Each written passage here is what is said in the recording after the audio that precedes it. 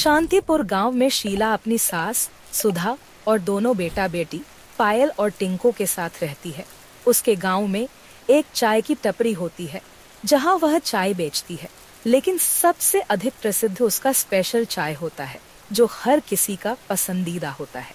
अरे सीमा बहन, मुझे चाय दे दो। सुना है तुम्हारे यहाँ का चाय एकदम स्पेशल है। हाँ, मैंने भी यही सुना है, इसीलिए मैं सबसे पहले यहाँ चाय पीने आया हूँ। हाँ भाई साहब, आप दोनों ने बिल्कुल सही सुना है। मेरी टपरी पर मिलने वाला चाय एक बार जो पी ले वो उसका दीवाना बन जाता है। सीमा उन दोनों ग्राहकों को चाय देती है जिसे पीकर वो दोनों भी उसके दीवाने हो जाते हैं। अरे वाह वाह वाह वाह वाह वाह वाह, क्या कमाल धमाल और बेमिसाल चाय है। वाह, आज के पहले मैंने ऐसा चाय कहीं नहीं पी है। शहर में भी इतना मस्त चाय नहीं मिलता। हम रहने आए हैं, अब से हम हर रोज आपकी टपरी पर ये नंबर 1 स्पेशल चाय पीने आया करेंगे।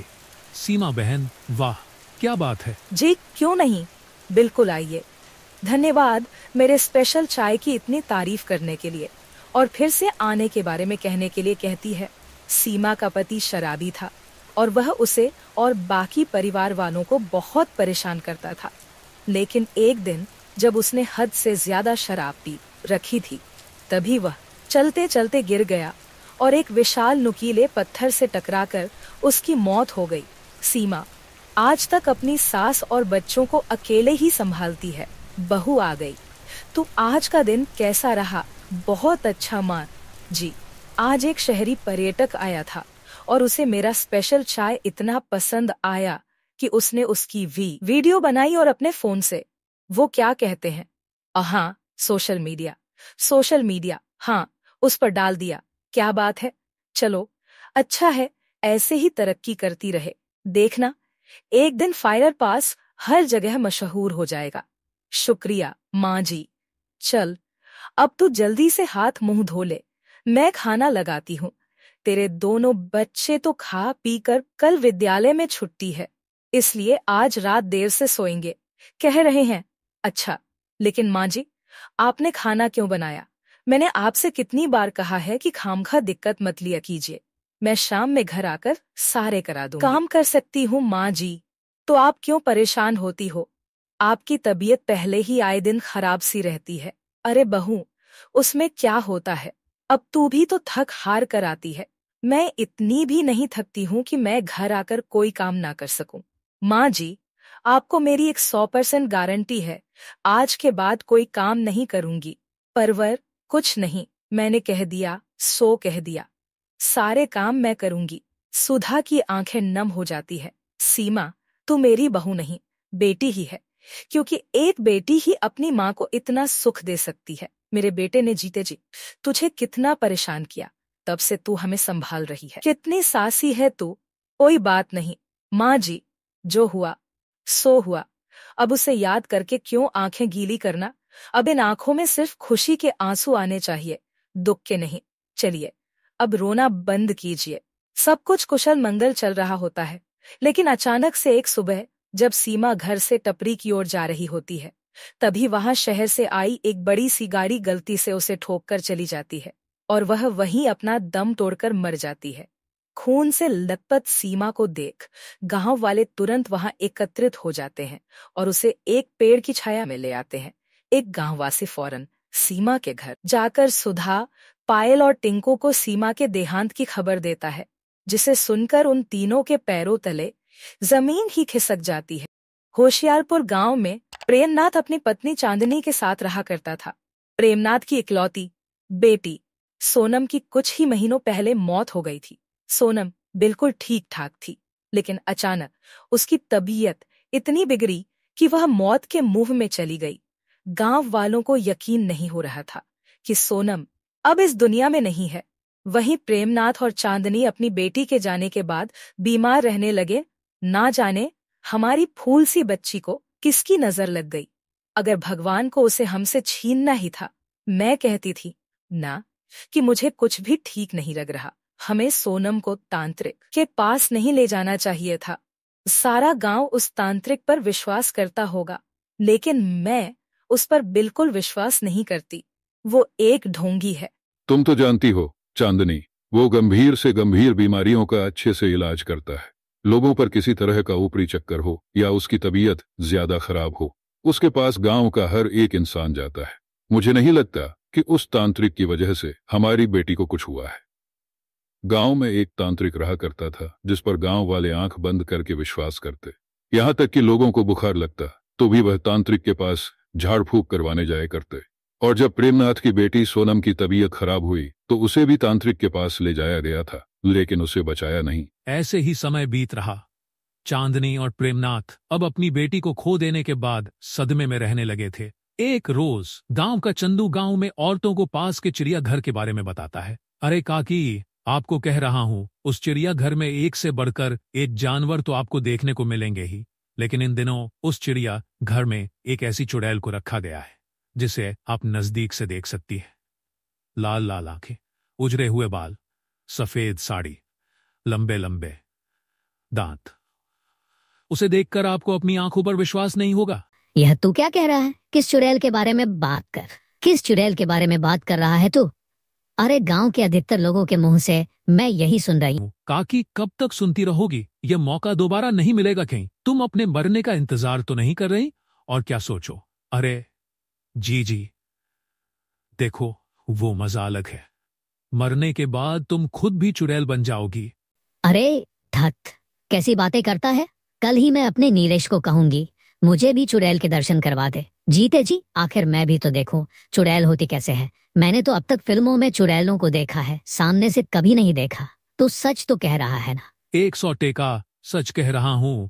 शाम का समय है, झूठ नहीं कहूंगा। और आप उस चुड़ैल को एक बार देख कर आएंगी तो आपका मन भी करेगा कि जल्द ही मैं भी चुड़ैल बन जाऊं। कम से कम किसी का मनोरंजन तो हो जाता है। या चप्पल खाकर जाएगा।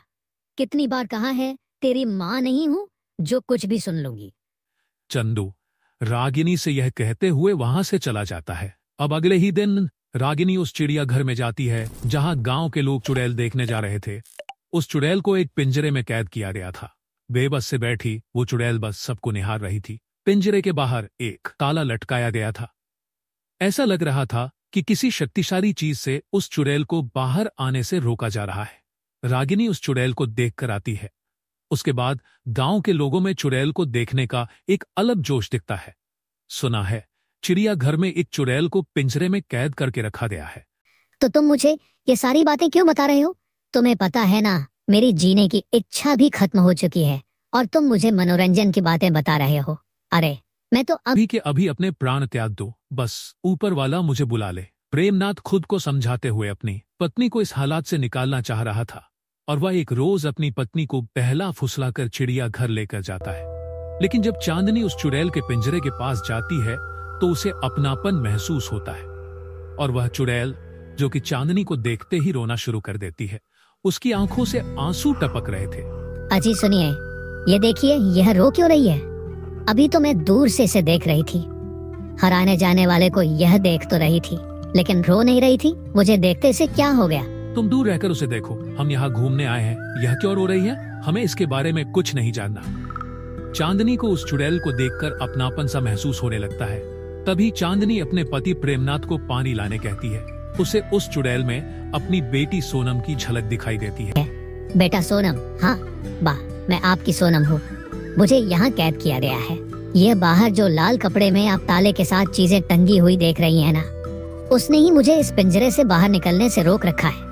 मुझे मारा गया है। माँ, मैं बीमारी से नहीं भरी हूँ। तू मेरी बेटी सोनम है। किसने किया यह सब तेरे साथ? चंदा इतना कहती है तभी प्रेमनाथ पानी लेकर आ जाता है और वह अपनी पत्नी को चुड़ैल के करीब देखकर उसे हाथ पकड़कर वहां से बिना कुछ सुने और समझे खींचकर घर ले आता है और उस पर खूब चीखता चिल्लाता भी है। तुम्हें मुझ पर ऐसे चिल्लाना नहीं चाहिए था। तुम मुझे वहाँ लेकर गए थे तो मुझे घूमने क्यों नहीं दे? और उस चुड़ैल से मैं कुछ पूछ रही थी। प्रेमनाथ को लगता है कि अपनी बेटी के जाने के सदमे से चंदा के दिमाग पर असर होने लगा है। वो उसे जल्द से जल्द अच्छे डॉक्टर को दिखाने के बारे में सोचने लगता है, लेकिन चंदा उस चुड़ैल के बारे में सोचने लगती है जिसमें उसे अपनी बेटी नजर आई थी और उस चुड़ैल ने भी उसे अपनी पहचान बताई। मुझे वहां जाना चाहिए और कल सुबह होते ही मैं इनसे बिना कुछ बताए ही निकल जाऊंगी, क्योंकि मुझे अपनी बेटी को बचाना है। मेरी बेटी को एक चिड़िया घर में पिंजरे में कैद करके रखा गया है। अब तक तो मैं समझती रही उसे स्वर्ग मिल गया होगा, उसकी आत्मा को मुक्ति मिल गई होगी, लेकिन ये सब क्या है, मुझे कुछ समझ नहीं आ रहा। प्रेमनाथ अब अगली सुबह जब उठता है तो वह अपनी पत्नी चांदनी को अपने पास न देखकर परेशान हो जाता है। वह इधर उधर सब जगह देखता है, लेकिन उसे कहीं भी चांदनी नहीं मिलती। वहीं चांदनी दूसरी तरफ गांव से सीधे उस चिड़िया घर पहुंची थी, जहां वह उस चुड़ैल से मिलती है और काफी देर तक बातचीत करती है। इसके बाद वह करीब 3 घंटे बाद घर आती है। इधर प्रेमनाथ चांदनी को लेकर परेशान था। बस मैं थोड़ा घूमने निकली थी और अकेले रहना चाहती थी, तो खेतों में अकेले बैठी थी और कुछ भी नहीं। अभी मुझे आराम की जरूरत है, मैं थक गई हूँ। इतना कहकर चांदनी बैठ जाती है। वहीं दूसरी तरफ प्रेमनाथ चांदनी को पानी लाकर देता है। चांदनी बहुत परेशान लग रही थी। प्रेमनाथ उससे कुछ भी नहीं पूछता, लेकिन देर रात प्रेमनाथ देखता है कि चांदनी उठकर घर का दरवाजा खोलकर घर के बाहर जा चुकी है। प्रेमनाथ भी छुपते छुपाते उसके पीछे पीछे जाता है। प्रेमनाथ चांदनी का पीछा कर रहा होता है और चांदनी को इसकी बिल्कुल भी भनक नहीं थी। अब चांदनी उस तांत्रिक की गुफा में पहुंच चुकी थी, जहां से वह गंगाजल लेकर वहां से दूसरी तरफ निकल जाती है और यह रास्ता चिड़िया घर की तरफ जाता था। मुझे इतना तो समझ आ चुका है कि चांदनी बिल्कुल ठीक है, उसके दिमाग पर किसी तरह का असर नहीं हुआ है और जिस तरह से वो तांत्रिक की गुफा में पहुंचकर गंगा जल लेकर दूसरी तरफ जा रही है, यानी चिड़िया घर जाने वाले रास्ते से कहां जा सकती है। इतना कहकर प्रेमनाथ उल्टे पांव तांत्रिक के पास चला जाता है और तांत्रिक को सारी बातें बता देता है कि उसकी पत्नी उसकी गुफा से एक बड़ी सी चाबी चुरा कर गई है। दूसरी तरफ जब तांत्रिक और प्रेमनाथ चिड़िया घर पहुंचते हैं, तब तक चंदा चिड़िया घर के बड़े पिंजरे से उस चुड़ैल को आजाद कर चुकी थी। तुझे क्या लगता है कि तूने मुझे इस चिड़िया घर के पिंजरे में कैद कर दिया? मैं यहाँ से निकल नहीं पाऊंगी। देख, यह खड़ी मेरी माँ जिसने मुझे इस पिंजरे से आजाद किया है।